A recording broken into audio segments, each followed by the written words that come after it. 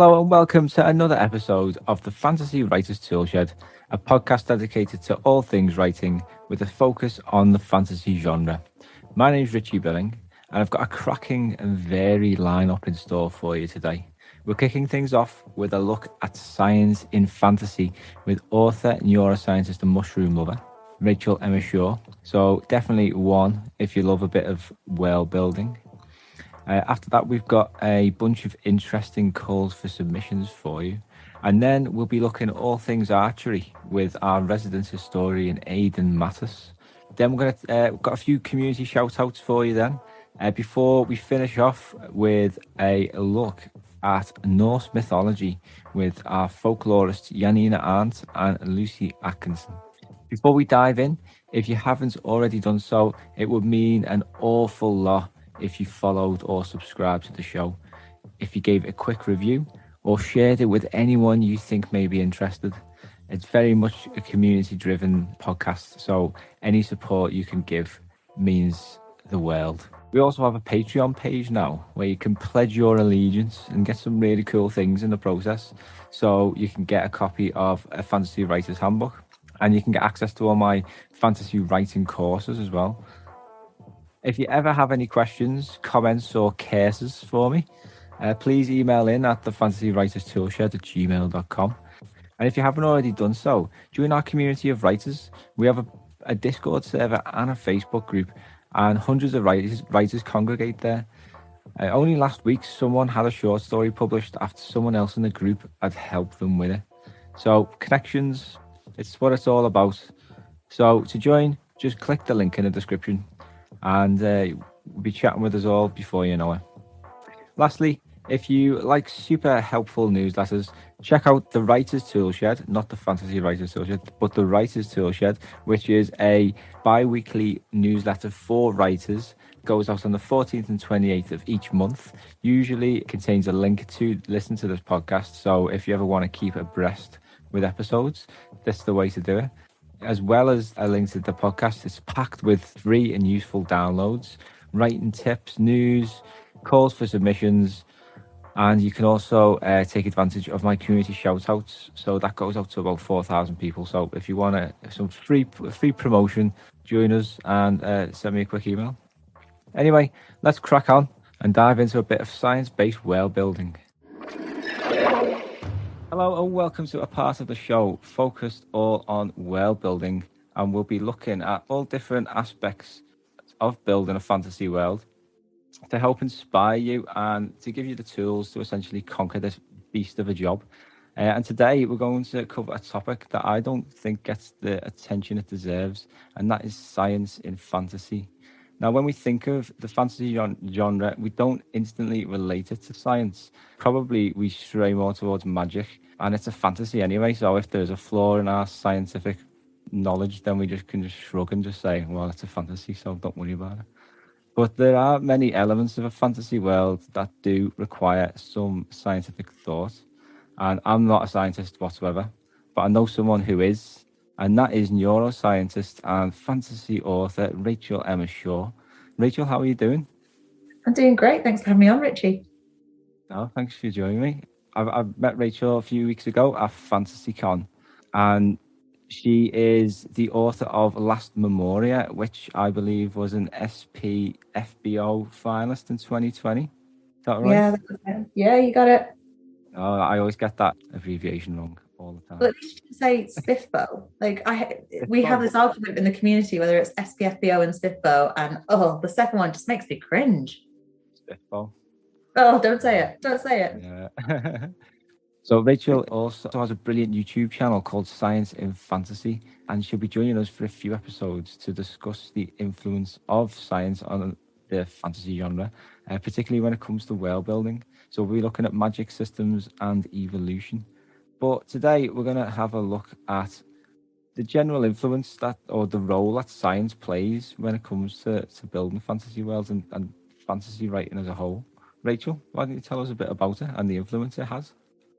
I mean, where to start? Actually, I know exactly where to start. We'll start at the very beginnings of fantasy. That was times of folklore writing, and then, skip forward a few hundred years, you get onto more Tolkien's era, but Tolkien brought forward his, love of history into this genre that has very much been shaped by him.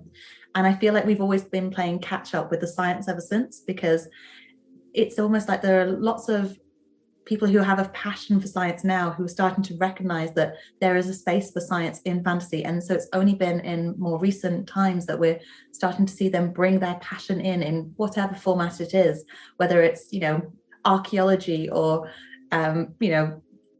biology like me. It's fantastic to see authors starting to think about how we can use science to change what the shape of the fantasy genre is. Yeah, it's amazing. Like you say, archaeology there, that's something that I explored with a recent story, man, just because I like watching Time Team. There you go. It's all about the passion. And I think that's exactly why we're seeing more science coming through, because science is becoming more mainstream in general. I think as the years progress, each generation is becoming more science literate. So we're just seeing a higher caliber of science being integrated into general society. And then that's just seeping into fantasy, which is amazing. Yeah, definitely. And I think what I love to see as well is there are a lot of scientific problems facing humanity at the moment, like climate crisis and things like that. So it's great to see that people are engaging with scientific things and writing about them and including them in the stories, because that's how they share the knowledge and the insights with other people, isn't it?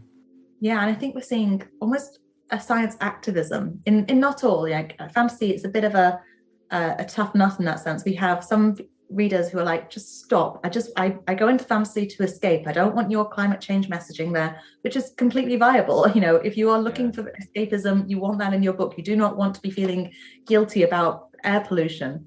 But then you have some others who are using fantasy as the tool it can be to explore all of these concepts in a way that is allowing us to hold a mirror up to our society, but delve deeper into an issue, because we're not accusing anyone. We're looking at the implications without it saying that, well, this country is at fault or this is the reason why this is happening. Instead, you're just saying, let's explore what the consequences of this will be and raise awareness about it in that way. And I think that's really damn cool. Yeah. Can I not swear? Yeah. No, that's fine. There's been a lot worse on this podcast. But yeah, like you say, it's like science fiction exploring like ways of saving humanity, or sort of exploring theories of populating other planets and stuff like that. Like science, that's why I like fantasy, because there's sort of like a philosophical element to it that you can sort of really dig deep into, like the human nature, really. But like the scientific side of things as well is one that doesn't get credit it deserves, but also the use it deserves as well, because like you say, there are a lot of pertinent issues science-wise in our lives at the moment, and we can really explore them more in fiction, can't we? And especially in fantasy, where anything's possible.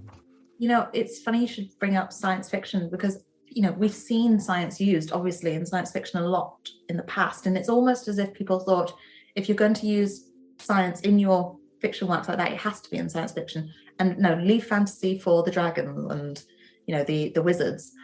And this is why, in sci-fi, we've seen authors like Ursula Le Guin. She wasn't an anthropologist herself, but her parents were.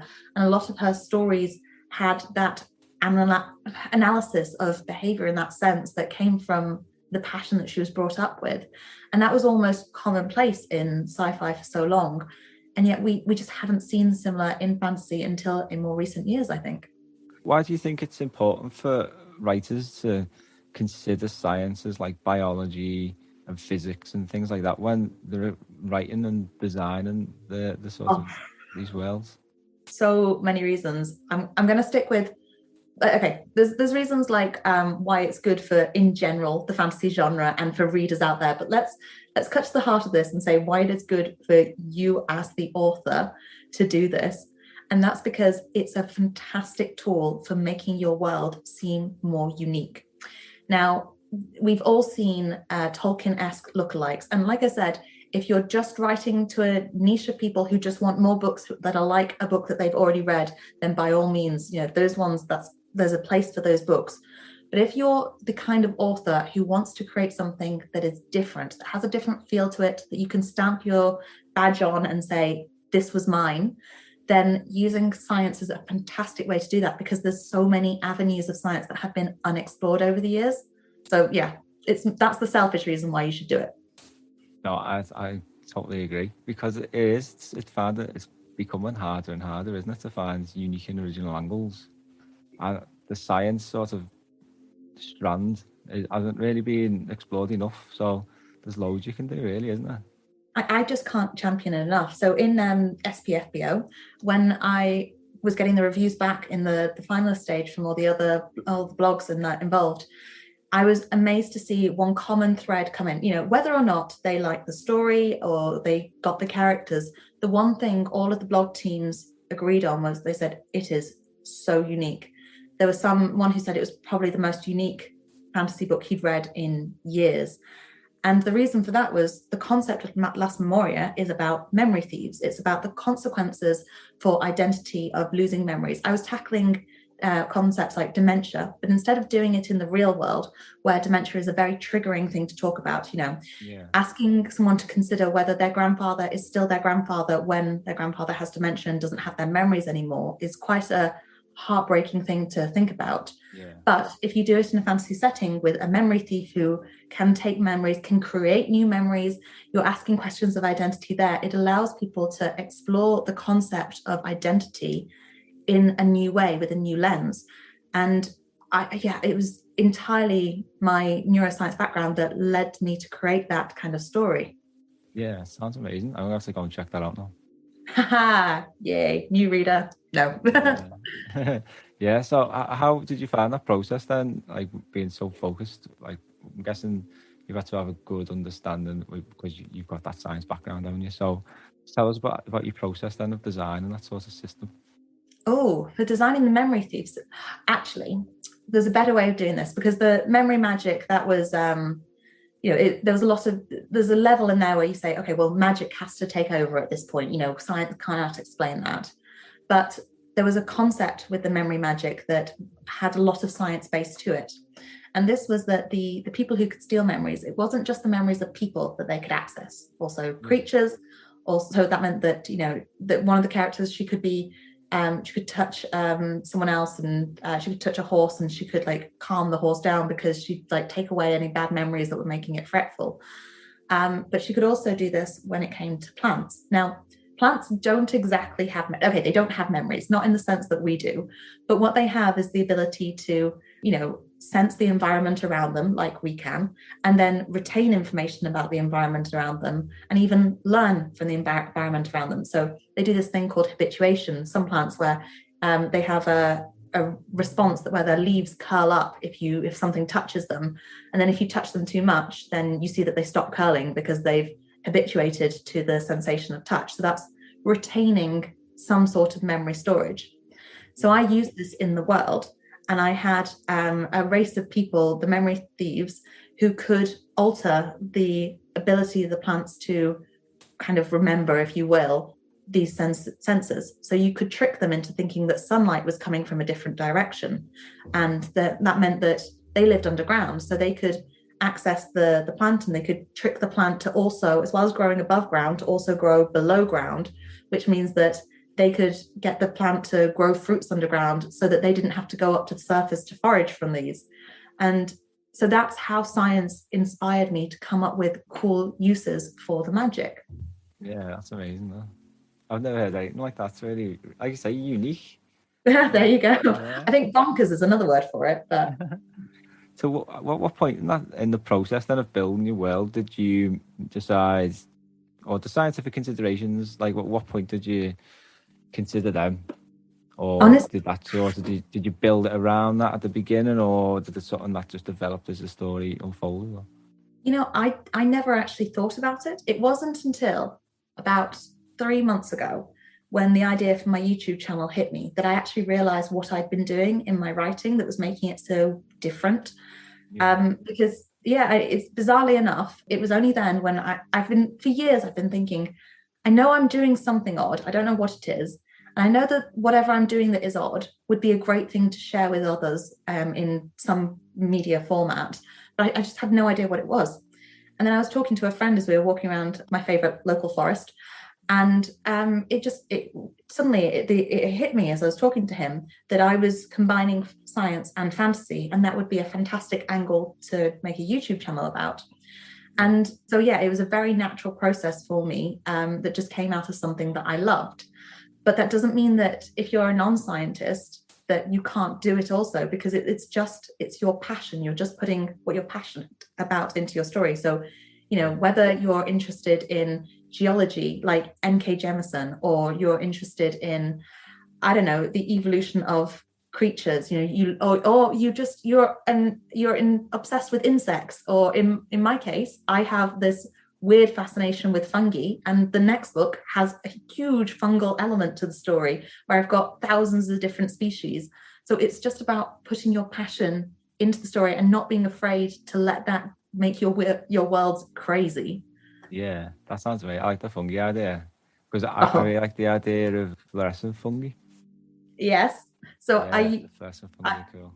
They are incredible. There's Saqqara, the book's called Saqqara Nights, and in Saqqara the world is in total darkness because it's situated in a canyon next to a volcano, and there's an updraft from the canyon that means the ash that spews out of the volcano just is kind of like a thick cloud above the city, so the sunlight never gets through. Yeah. The ash sometimes falls when it rains, which means that the city is covered in ash a lot, and that's a fantastic environment for these fungi to thrive in the darkness and on the ashy soil, which is just filled with nutrients. And so because it's darkness, there are no trees that grow. So because there's no trees, light is difficult down there, and they cultivate these fluorescent fungi that basically shed this blue glow across the streets, which makes it it feels eerie, and it feels so distinct because that one little thing. That's really cool. Yeah, I remember the ash clouds, but only from like Mistborn, where the mist will come out at night. But that wasn't really ash, was it? I can't remember if it was anything to do with a volcano. No, wasn't that? I'm not confused. Oh God, that's so long ago since I read that. I know. Oh, more time for reading. So when you're considering world building, then how many elements do you think relate to science? Like we met, and we sort of, for the damage panel in Fantasy Con, and we were talking about science there, because in terms of if someone gets wounded, what sort of medical equipment or medical knowledge is available to help that person recover. So that's to do with science as well, and so it affects loads of different strands of the world building process. Are there any sort of key ones that you think that writers should be mindful of? Yeah, I mean, most authors probably have seen this, but there's advice from Brandon Sanderson, which is about, these are all these different ways that you can world build for your story. Don't do all, because that's too many. It makes the world a little dense. And don't do too few, because then people think you've not done enough world building. But a lot of those concepts that he has, they avoid the science side. And I know why. It's because he's pulled those together off years of experience reading the fantasy genre, which was all in the style, not all, but like a lot of it was built on the style of Tolkien. So it was following that same pattern. So there are some fantastic sciencey angles that you can implement in that sense. An understanding of the evolution of your species is a fantastic one to do that. How did your species get to where it is? Can you map back other species that are similar, that maybe evolved in other niches in nearby parts of the world? Other things you can do, thinking about the other fantasy races that live nearby and how they behave. Do they hibernate? Do they, what do they eat? What do they consume? What are their behavioral patterns?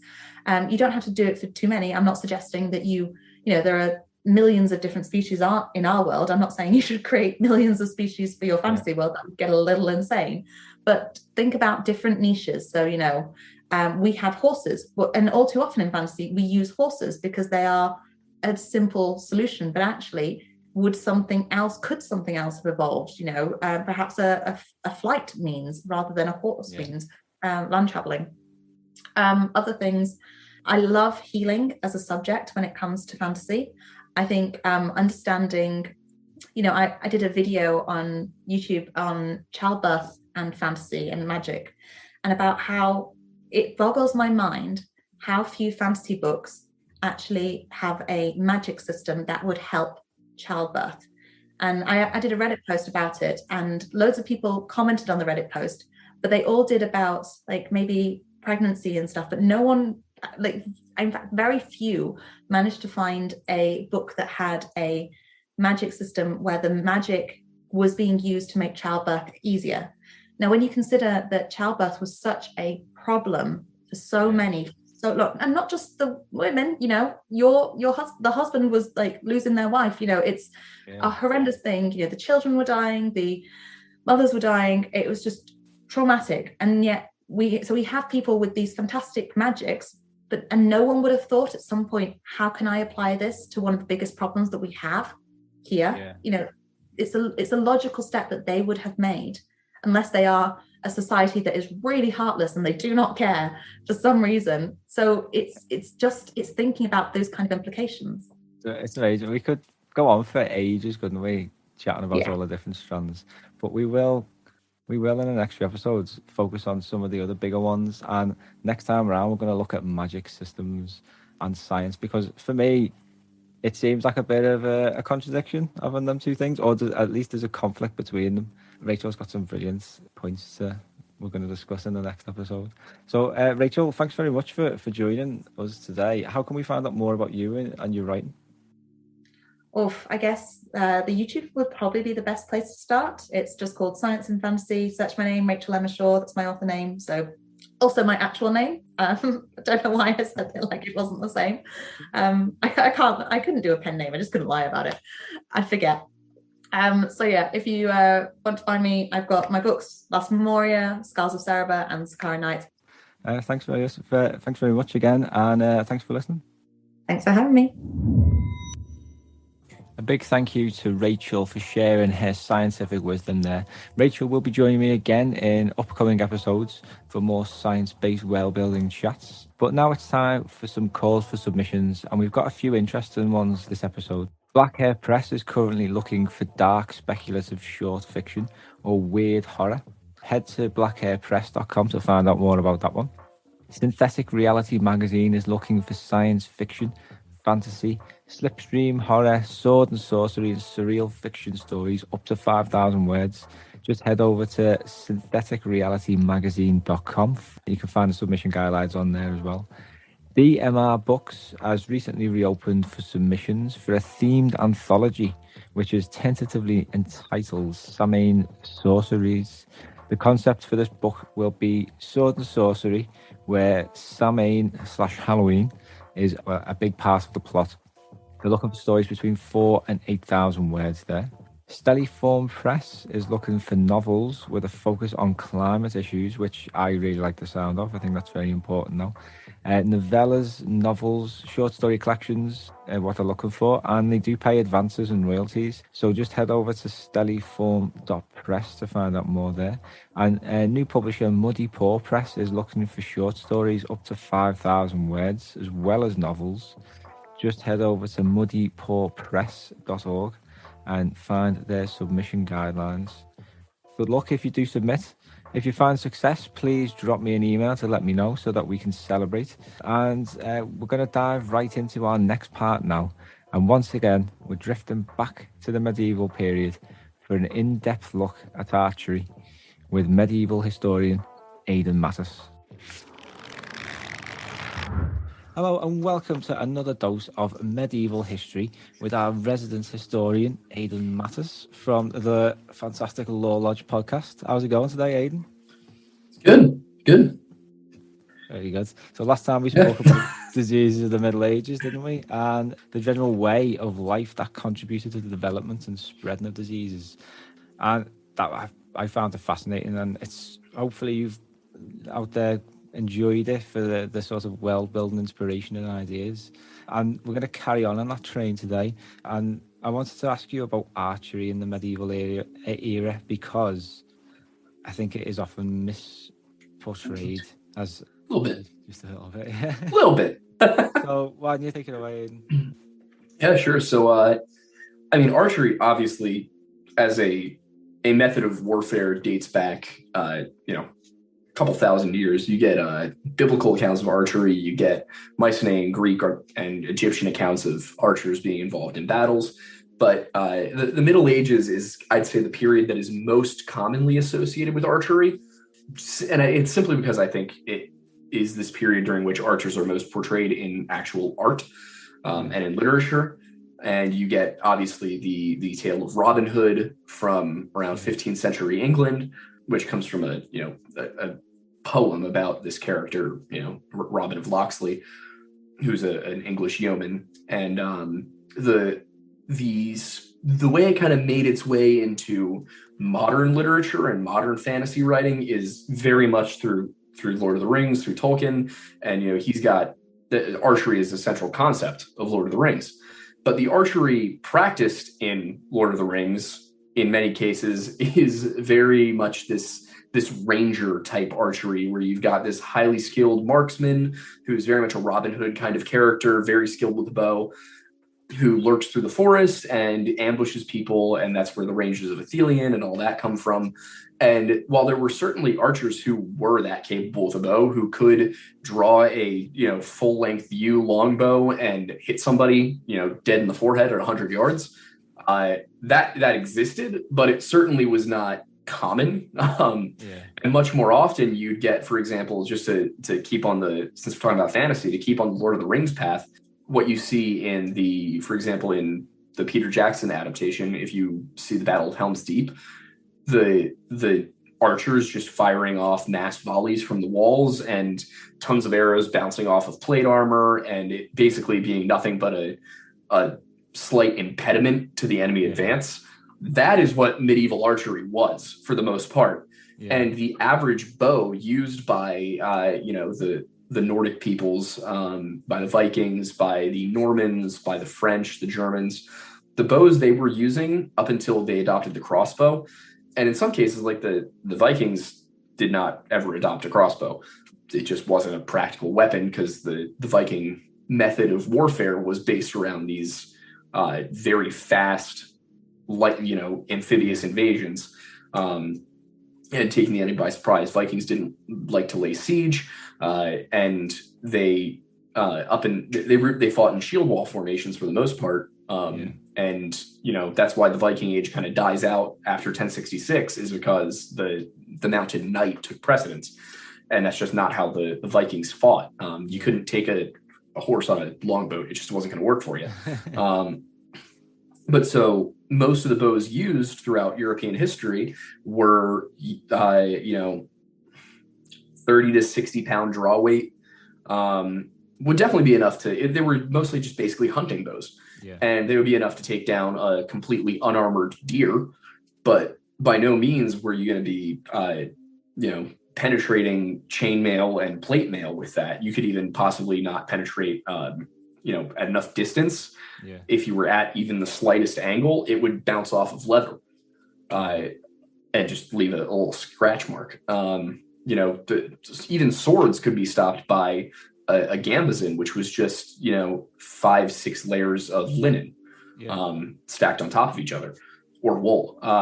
So when you see medieval battles portrayed in fantasy literature and fantasy movies, there's often just these people shooting arrows, and it goes straight through plate mail and kills somebody, and that's just not what would happen. If you had a very skilled Welsh longbowman who had been practicing with this thing, and often they came from the marches, so that border between Wales and England, because that was where most of the warfare was happening.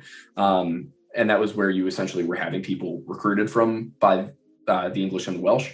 So one of them who was practicing using, a 150 pound draw weight yew longbow at less than 100 yards, less than 100 meters, that person probably could shoot an armored knight and kill them by penetrating their armor in a weak point.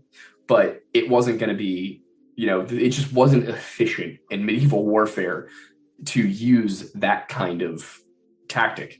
And of course, ambush tactics, hit and run tactics existed. And, that's where a lot of this comes from, is that Robin Hood type story, that legend of, the yeoman out in the woods with his band of thieves who are all very skilled marksmen and all that. But if you were actually looking at a pitched medieval battle, for example, Agincourt, What the English were doing is they recruited this massive army of peasant longbowmen and pikemen, the pikemen primarily being from the north and the longbowmen primarily being from the west, from Wales and the Marches. And there were, at that point, the English had seen the utility of the longbow, and they were starting to train their own longbowmen from a younger age. But it was still predominantly the Welsh marches that were supplying these men to the English army. And at Agincourt, what happened was the mud made it so that the French knights couldn't really move that efficiently. And they lined up their pikemen to create a barrier, sat their archers back, and just would unleash volley after volley of hundreds, if not thousands, of arrows from these very, very strong yew longbows that were about 6 feet long. That's taller than me. That's a. You got to remember the average height of a medieval person was 5'6", 5'7", and they were using these 6 foot long bows that were, again, I don't think people quite realize this. 150-pound draw weight means you're launching that thing a quarter of a mile. Yeah, that arrow is going a quarter of a mile. That is like guns do that. Yeah, so that's the maximum efficient. That's the maximum effective range of like an AK-47. That's insane. So yeah, I always remember the Battle of Cressy because yes, that's similar in terms of. It's just so funny. It's such a funny story.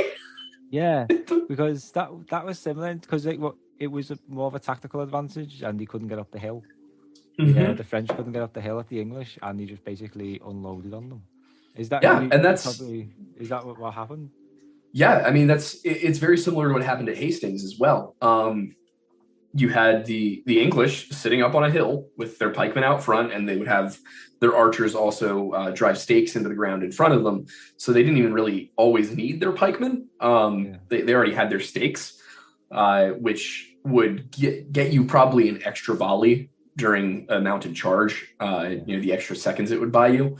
But they basically just sat their archers on a hill, and as the French charged, they just would launch volley after volley of these very, very powerful bows, shooting rather an arrow for a longbow. You're looking at about, this long, a couple of feet with a very heavy, steel broadhead for combat. These were, it was brutal. And for a long time, the English actually employed mixed armies of longbowmen and musketeers until it became much cheaper to use muskets. But yeah, a longbow might not penetrate, full plate armor with, chainmail in the joints and leather underneath. Like a fully armored mounted knight, if they got hit right in the breastplate, probably going to be okay. Might knock the wind out of them, but longbow arrow probably not going to penetrate it. Crossbow, on the other hand, will.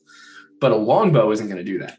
But you got to remember the vast majority of soldiers fighting these wars were not wearing high quality plate armor. They were wearing leather, they were wearing gambesons, they were wearing chainmail, and a longbow would absolutely, if it got you at the right angle, penetrate chainmail.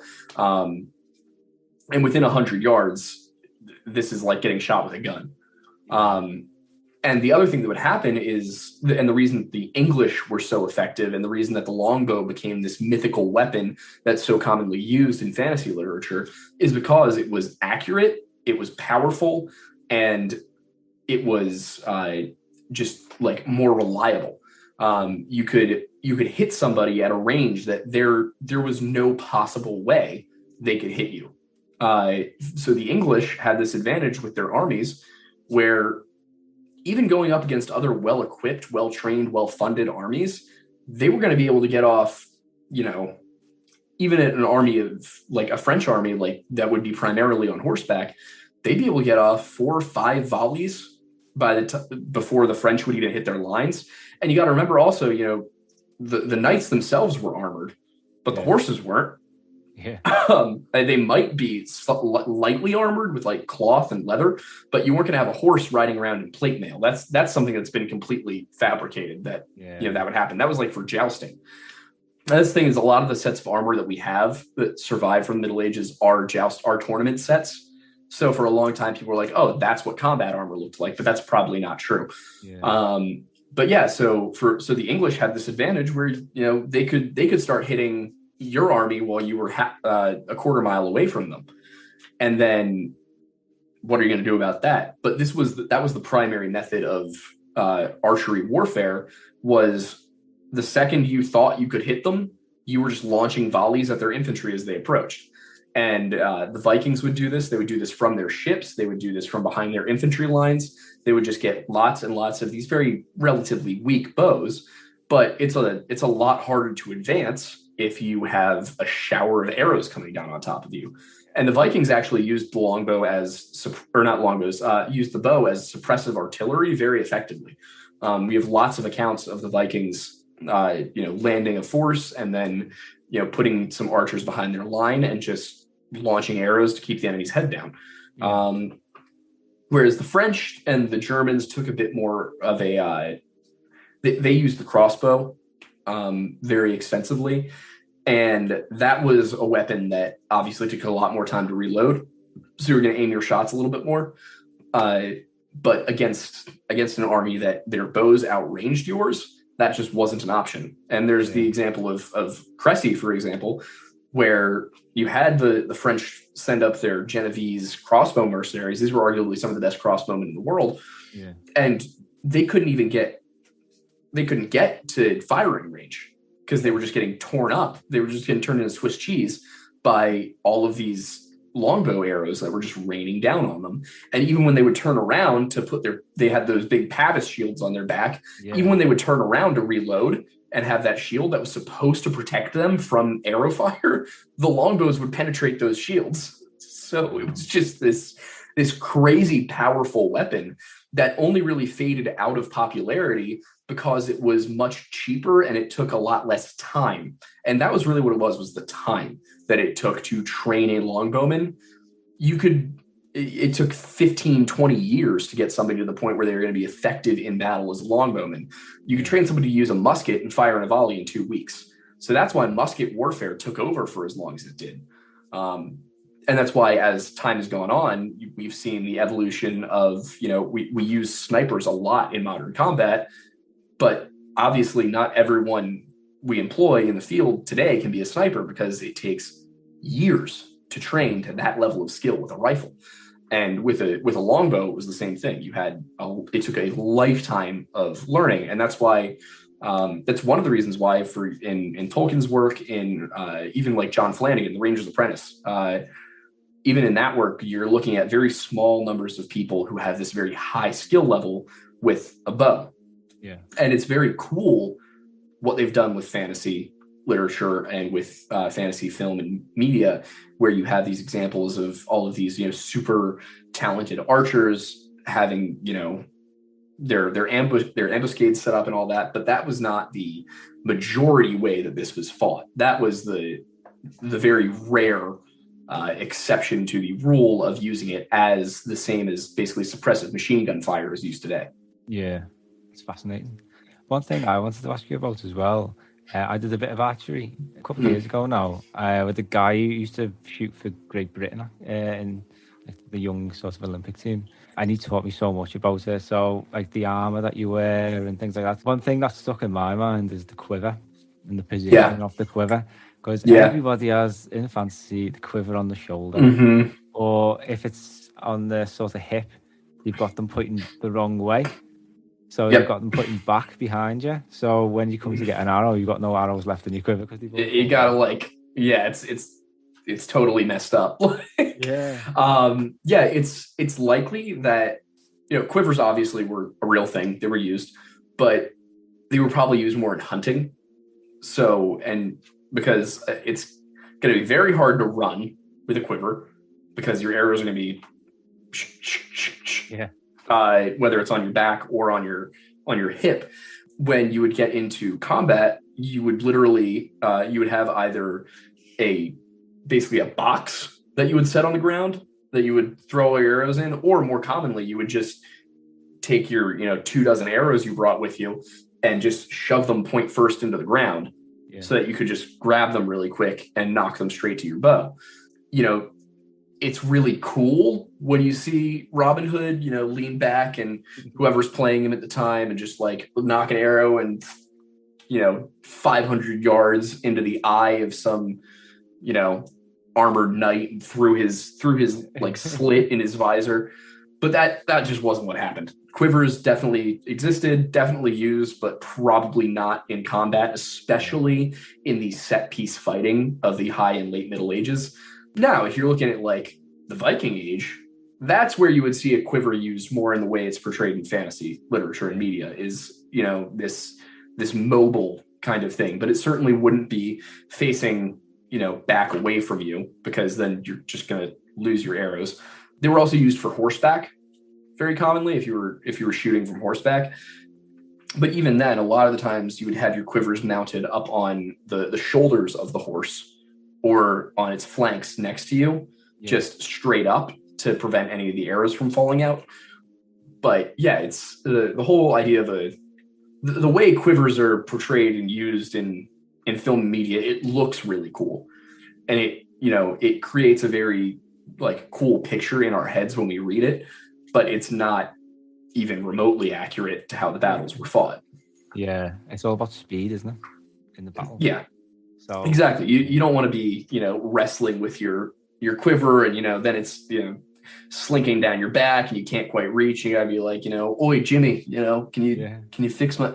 No, you want to be able to just reach down, grab the arrow, knock it, pull, aim, fire. And there are, for example, in the Battle for Scandia, which is I think the fourth book of the Ranger's Apprentice series, which is one of my favorite fantasy series of all time. It's written for younger people, and I read it when I was a kid, but they still hold up, honestly, going back and reading them. They just have much simpler themes.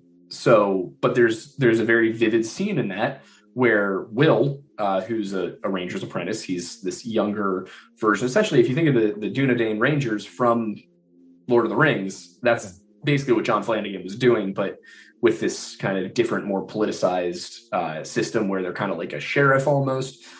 But there's this scene where Will has trained a whole bunch of Scandian fighters, who are obviously a society based off of Vikings. Yeah. And then he's trained them against what appears to be a society based off of the Mongols. And he's got them, one guy will hold up a shield while the other reloads his bow. And it's just very simple. They've got the arrows out in front of them in a box. They grab the arrow, they knock it, they aim at a certain angle, fire, shield goes back up, they repeat. And that's, obviously without the shields, but that's what it would look like in a medieval battle. So at Cressy, at Agincourt, that's probably what happened, was they had these lines of longbowmen sitting there, would go off with a volley within 10 seconds, 15 seconds. They're ready to go. They shoot again. And when you think about how long it takes to cross, 400 yards on foot, or at Cressy, that would have been on horseback, but up a hill. So 400 yards on horseback, up a hill, it's gonna take you 20, 30 seconds. Yeah. And then you got to convince the horse to charge through pikes and stakes. So you're getting 3-4 volleys off probably. And then at Poitiers, where the French king decided that the horses were traitors and had his knights charge a mile in 96-degree heat in full armor, try to run 400 yards in full medieval plate armor, and you've got people shooting at you. Like, it's just not going to work out for you. Those three battles, Cressy, Poitiers, and Agincourt, they are the fascinating example of why the longbow was the powerhouse that it was in the medieval period. But you also have to look at the way it was being used, because that's one thing that was very important. And for example, to use an example of the English getting beaten by the longbow, I'm trying to remember the specific location of the battle. It was during the Glendower Rising, and it was Owain Glendower versus Edmund Mortimer. And Mortimer's army was larger than Glendower's and had more cavalry and everything. And what Owain did was he set his guys up on a hill. And it's going to come to me the second we get off of this. I'm going to remember the name of the battle. I think it was in 1402. They're up at the top of the hill, and he's got his infantry out in front. He's got his longbowmen further up the hill. And Mortimer's force is made up of similar similar forces, but larger in number. So he's got his infantry moving up the hill into longbow fire, and obviously that's slowing them down. He's got his own longbowmen down at the bottom of the hill, shooting up at the Welsh, but mostly missing. They couldn't quite. The Welsh had more range because of being on the hill. Yeah. So the longbowmen on Mortimer's side couldn't get close enough without being in the line of fire themselves. So as Mortimer's footmen inched their way up the hill, Owen had taken the opportunity before the battle to send some of his own men into the English ranks as longbowmen to convince the Welsh soldiers fighting for the English army to turn against the English during the battle. And then Mortimer's footmen, while they were on the hill, ended up getting shot at from both sides. And then Owen's cavalry came in from the sides where they had been hiding off in a gully to finish the job. So basically, the only people to use the longbow more efficiently than the English were the people they were taking the weapon from, which makes sense. But it also, a lot of people have posed the question, why did the English have so much success when they colonized the Americas? Given the guerrilla tactics used by the Native Americans, how did they manage to beat that when so many other European nations failed? Why, the French had to ally with the Native Americans. The British conquered. And to a large extent, you could probably wager that it's that they had this long breadth of experience of, stories of fighting the Welsh in these forests and on these mountainsides where the Welsh were just popping out from behind rocks and shooting at them with longbows. So the English were used to it, and they used it greatly to their advantage in their colonization efforts. Yeah, it's amazing. Aidan, that's been fascinating talking again, and you've dispelled a lot of the myths, I think, that haunts fantasy. It's got a lot of myths, and I've always found it weird because the truth is just as cool. Yeah. So I hope you've learned something new there, chaps, because I have, again, learned something new as well. Aidan, it's been a pleasure having you back on. Thank you. Where can we find you? You can find me on YouTube and Instagram at The Lore Lodge, and on pretty much everything else at The Aidan Mattis. Fantastic. And we'll be back next week with a look at medieval life, which again is something that is often misrepresented in fantasy. Until next time, see you later. Thank you again to Aidan for debunking the many myths surrounding archery. I hope you found that useful. I know I certainly did. Aidan will be back next episode with a look at day-to-day life in the medieval period, which is something that I think often gets overlooked in the world building research process. So I'm hoping that you're going to find that very useful. Now it's time for our community shout-outs, and there are quite a few this time round. You've all been very, very busy, and I just want to say a massive congratulations to everybody. There's been some fantastic news coming into me this week, and it's been really nice to hear everyone doing so well. First of all, congratulations to Paul Levinson, who's had a short story, Communication, accepted for an up-and-coming anthology. Joan Ramirez has recently published a short story called Dignity in the 2021 MWSA anthology entitled Untold Stories, and this is a tribute to Vietnam War veterans. You can get the anthology on Amazon.com. Marie Law has a new rom-com out called Love and Pollination, which is available on Amazon. And it's also going on a blog tour from the 22nd of November, so keep an eye out for that. John Tarrow has a new book out called Letters from the Labyrinth, which is the fantasy sequel in letters to the novel The Stranger's Guide to Talisman, which came out not long ago. John has an amazing house which he's built himself. Some very awesome fantasy elements to it, so check that out at www.tarrow.co.uk. That's TARROW. Kaylena Radcliffe, she has 2 books in publishing pipeline. Congratulations on that. And she's currently writing the next one during NaNoWriMo, but those aren't quite ready for a promo. So instead, she's included an article for me to share with you.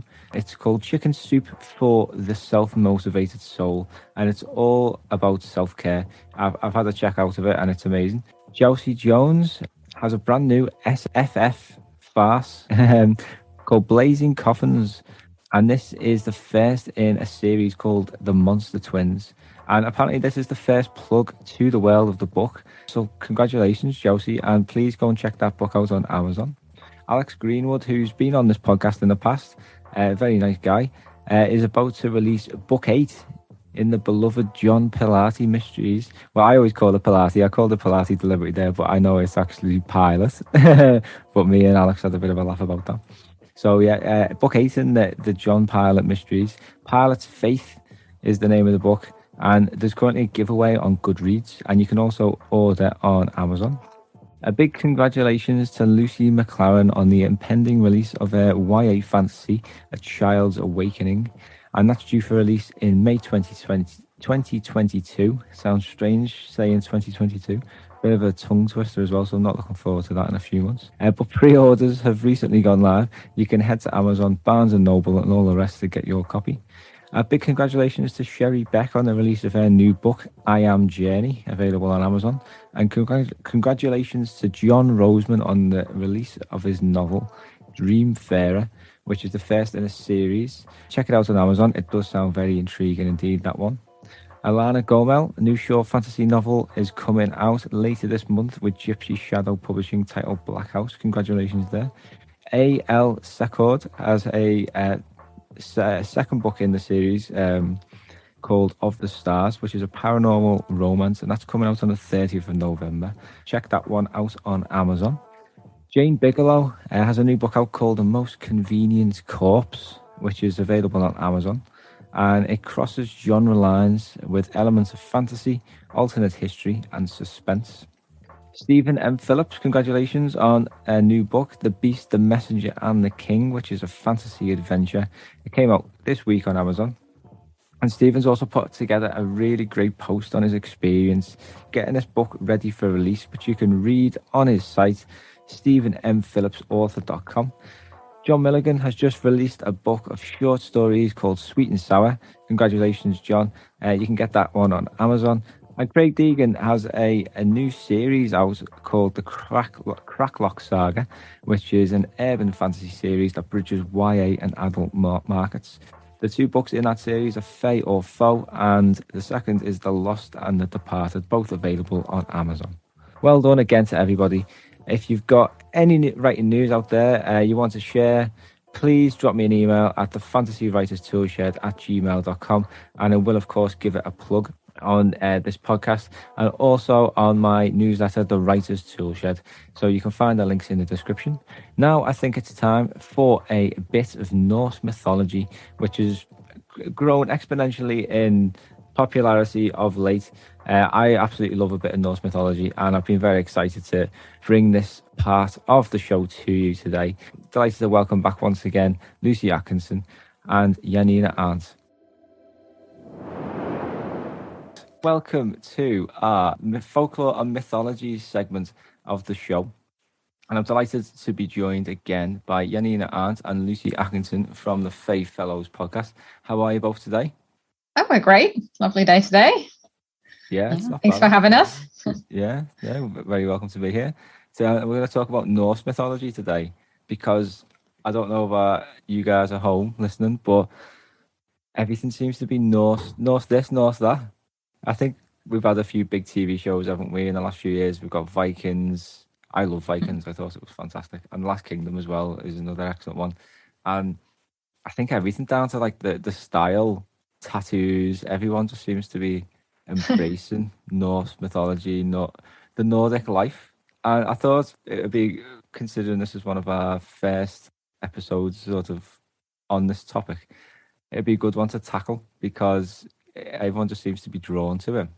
So what do you think, tell us a bit about Norse mythology and what is this sort of draw? I guess the part of the draw, I think, comes from the fact that we spend so much time talking about Greek mythology and Roman mythology, and Norse mythology is one that for a while got kind of left to the curb and was only used in like vague references, and now I think we're getting much more into that history that's been a little bit less explored. I think that's part of it.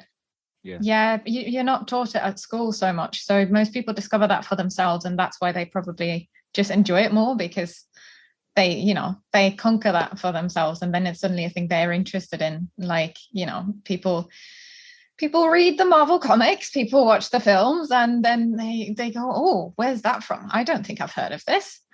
And that's sort of what draws people into it. Yeah. And what tell us about Norse mythology then? So got a very sort of sketchy knowledge of Norse mythology. I know a few of the sort of big hitter gods. But if you can sort of take us through a little bit of a tour on what it involves. I mean, to start off, we should probably begin with Odin, who sacrificed himself to gain ultimate wisdom, which is a very weird thing to consider. Yeah. But so he's the All-Father, who in Germanic myth is called Woden, which is where Wednesday comes from. That's where the D comes from, that nobody pronounces. So yeah, I mean, we've got the weekdays. I guess that's another big point of where we still come across them. And very much like in the Marvel, we've got Thor and Loki. They have a slightly different relationship in the original. Yeah, they do. Yeah. But yeah, so Thor is the brawns of the operation, and Loki is very much the brain of a lot of it. But Loki is also the one who gets everyone into trouble. And Loki is Odin's blood brother in mythology, and he has monstrous children with giant wife, because he comes from the frost giants. And so these three monstrous children bring about Ragnarok in the end. So that's where the film very much went off the rails.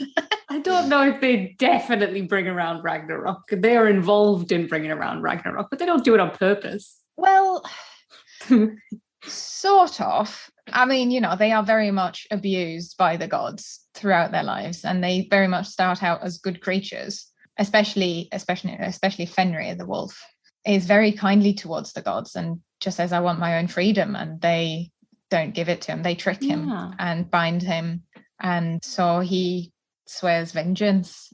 And so yeah, that's one of the things that is so interesting about Norse mythology, because it is all very gory and all that, but you've got very distinct characters who all do some very good things, but then on the other hand also can be very cruel, and they're very round characters. And I think that's what resonates with us today very much, as opposed to some, not all, there are rounded characters in Greek and Roman myth, but like there are quite a lot of stock figures there as well. Yeah, I suppose. And that it's seems not what you expect from the Vikings, do you really? Because everyone, as we sort of taught about them in history, they're sort of portrayed as brutes that invade and kill and pillage, but they were quite cultural, weren't they? And they had a very close connection with the gods. So the storytelling side of it, I find so fascinating. And we've touched upon there with Fenrir. And who were Fenrir's siblings? Hel was his sister. Yes. What's the third one called? Jörmungandr, the Midgard. I'm glad you said it, yes. There you go. Well pronounced. The snake one, yes. I'm not sure I pronounced that well. But yeah. The big snake, yes. Yeah. So, yeah. And then did you have the dwarves as well in Norse mythology, don't they? Yeah. Yes, very much so. They are responsible for producing the hammer, Mjolnir, and other gifts to the gods, which are less famous.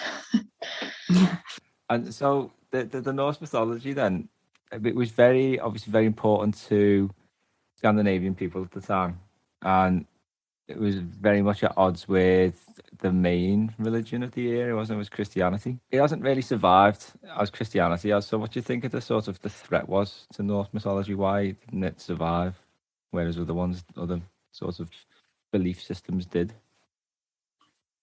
Yeah, I think that's a thing with a lot of the pagan pantheons. We have to wonder why didn't it survive. In the case of the Norse mythology, it might be because they were more or less willing to conglomerate with other cultures and take other things in, maybe. Yeah. Or maybe because it is very surrounded by, it's kind of a warfaring culture, and when we weren't really doing war in that way anymore, maybe it doesn't have quite the same relevance. Yeah.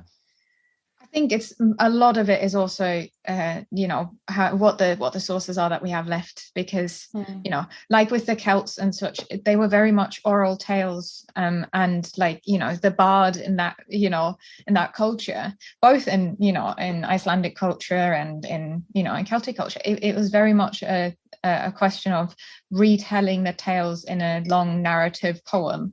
And that's why they were poems as well, because you can remember rhyme better.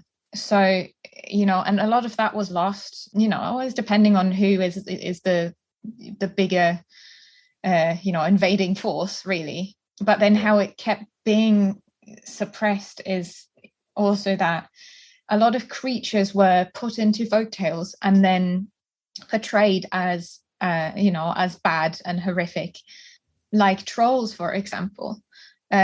Very, very interesting. So we think nowadays that they're like these horrible, stupid, ogre-like creatures, and that is, that can very much be seen as, as the people who stuck to their, pagan beliefs being driven to the outside of society. There are lots of tales where where trolls are afraid of church bells and such like. And you can just see how that propaganda was very much put into folklore of the time to push these, these different mythologies, to marginalize them, to make them evil and, hateful to a new audience. And so that was very successful in that way of keeping that down and having people associate that with something that wasn't in any way identifiable, to them, relatable in any way to them. And if you especially think about it from like a writer's perspective, and if you're building a fantasy world and you want to have different belief systems, then just looking at how sort of different beliefs over time have ebbed away, like it's amazing how you can, there's all that material there that you can apply to your own stories, isn't it? Yeah, absolutely. And it is kind of, it's difficult to put it in though, because like even with Norse mythology in particular, you've got the Prose Edda, which is much later than, like, it's already in a time when everything was Christian, and Snorri Sturluson wrote that in a sort of renaissance of the original Nordic myths. But that is again very far removed from what the original might have been, so it's very hard to guess sometimes and to make it accurate. But I guess that just gives you freedom to put your own spin on it, really. Yeah, definitely.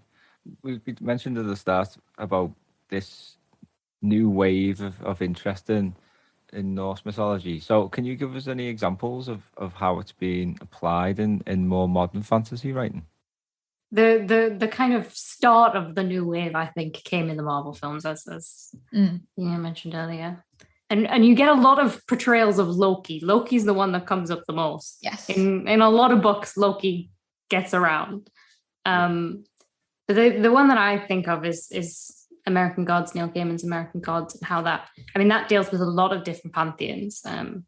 But the Norse mythology comes through in that sort of side by side with the Greek and Roman mythology and the other mythologies, which I think gives it its credence, and kind of treats it as one of the big myths. Yeah, he seems to love Norse mythology in particular, doesn't he, Neil Gaiman? Because he did a whole book on. He did the whole retelling, which he starts by saying, "I got into this through the Marvel comics." That's funny. Yeah, I know. Yeah. And what about if we move away from the more mainstream ones? Do you know of any good fantasy novels that have sort of Norse-inspired mythologies? So there's a Norseman-inspired dragon in Narnia, which is not something that most people will remember because it's not in one of the more famous Narnia novels, but it's in The Dawn Treader. So, for those of you who might remember Eustace, he does turn into a dragon at some point.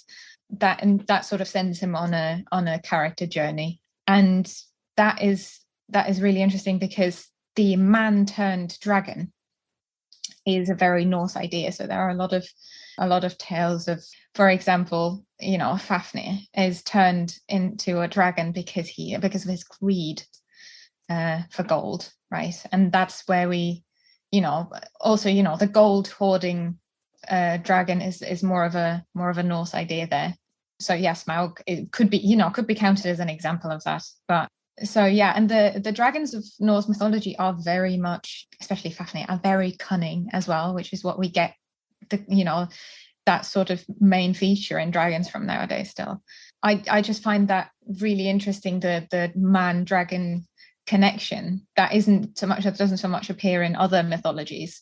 Yeah, that does appear, and wherever you will find that in other modern fantasy, that is probably where it originated. People might not have actually read the myths, but they will probably have come across other adaptations that very much looked at these myths. Like C.S. Lewis definitely did research his mythologies, So I find that really interesting how that perpetuates itself and now belongs in the image that we have of a certain creature. Yeah. Because Smaug, wasn't he, from The Hobbit? He was very cunning. I never appreciated that this archetype of dragons that love hoarding gold that came from Norse mythology. Yeah, and it's connected to the dwarves again, who are also very prominent in Norse mythology. Tolkien stealing from the past. It's not really stealing, is it? It's just adapting, but it just goes to show what you can really do by looking at sort of these mythos and thinking of ways you to apply them to your own stories. It's amazing. Yeah, absolutely. I've got a friend at university. Sorry, she wrote a whole, like boarding school type fantasy series. The first of which deals with Ragnarok and modernity. So that was really interesting to read from her. She studied English with me, and she was also interested in it, like all sorts of mythologies crop up in her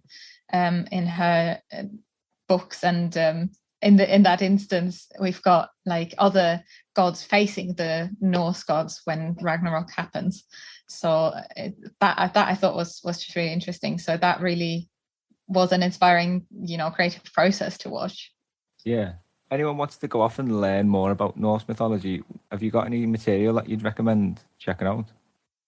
I think the Neil Gaiman book is pretty comprehensive, to be honest. Yeah. It's a pretty good guide to Norse mythology. I mean, you could go straight to the Poetic or the Prose Edda, but that's a bit of a more difficult route through it. Yeah, as someone who has had to go through these, it's get yourself a good translation if you can, because some of them are very dry. But yeah, that's a possibility. Then there's obviously also the Nibelungenlied from Germany, which is in that whole Germanic pantheon of gods, does have similar heroes. So Sigurd from the Norse myths is Siegfried, and you've got the Wagner opera as well that is sort of based around that that version of these myths, but that's more about the heroes than the gods. Yeah. So. There you go. Thanks very much, Lucy and Janina, for a fascinating discussion there about Norse mythology. If anyone wants to find out more about you two, how can we go about it? So we're Fae Fellows Podcast on Facebook, Instagram and Tumblr, and you will find us on Twitter as Fae Fellows. Fantastic. And Janina and Lucy will be back next time for a discussion about more of the folklore that populates the world from all different corners of the earth. There's some really fascinating stories to discuss, so please stick around for next episode. And thank you very much again, Janina and Lucy. Thank you so much to Lucy and Janina for a fascinating chat about Norse mythology, and thank you to you too for listening today. I hope you found it useful, and maybe you learned something new. If you've got any questions or comments, please don't hesitate to email at the fantasywriterstoolshed@gmail.com or join our writing community. The link is in the description. And it would mean an awful lot if you subscribed, followed, shared, or even just left a quick review of this podcast.